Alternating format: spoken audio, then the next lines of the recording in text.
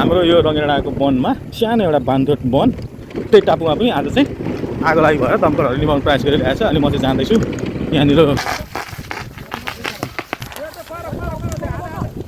आम्बो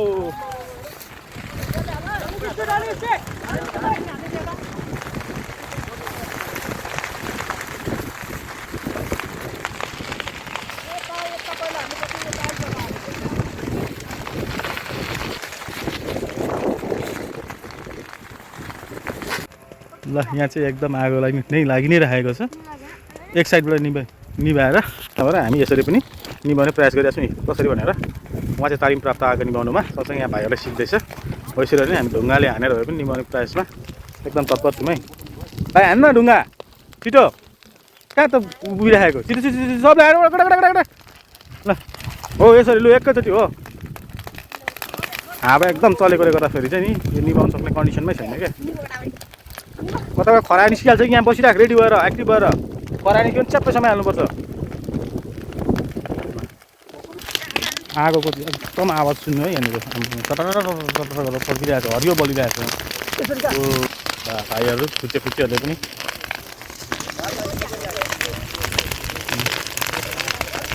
आवाज सुन्न डर लाग्छ नि हो।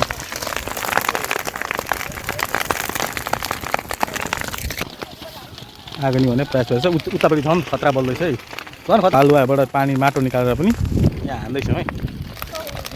गाउँले विकल्प यो त्यो आगो बलेको पकाइहालिदिनु पर्छ नि। उसले पानीमा डुबाउँदै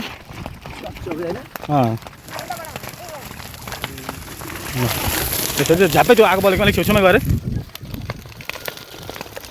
ले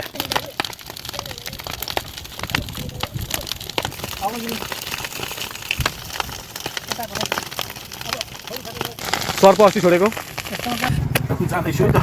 आम्बो फर्स्ट टाइम त्यो मेरो एक्सपिरियन्स है त। यहाँनिर एकदम तत्पर छ। लाउने त को गर्ने निभ्यो हजुर म थिइनँ नि त भर्खर आएको।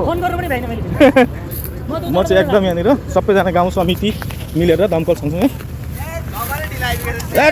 चिन्ता नगर न आइहाल्छ त। के खरा मार्नेले हालेको आगो हो कि के हो यो? खै कहाँ हान्दैछ पानी चाहिँ कि छैन? छैन जस्तो हानेको। ल चिल्ले बनाएको छ यार। सफा भयो नि त होइन? सफा भएको छ त क्लिन भयो क्लिन। बल्ल बल्ल भएको वन यत्रो सानो टापु जस्तो थियो। सबभन्दा सानो नेपालभरिको सबभन्दा सानो वन चाहिँ हाम्रो थियो। त्यही पनि खरानी बनाएको छ। आमा उता त बलिरहेछ त नि। उता त बलिरहेछ त नि। ए गाउँतिर चाहिँ नछिरोस् भन्ने हो? ए ल बटन बलिरहेछ त हौ। होइन त दमकलले पेल्दा पेलिँदैन? दमकलले नि पेल्दा पेलिँदैन र? पुरै ब्लक गर्नुपर्छ नि त, छेकार मार्नुपर्छ। उताको फाड्नु पऱ्यो हामी त्यसो भने।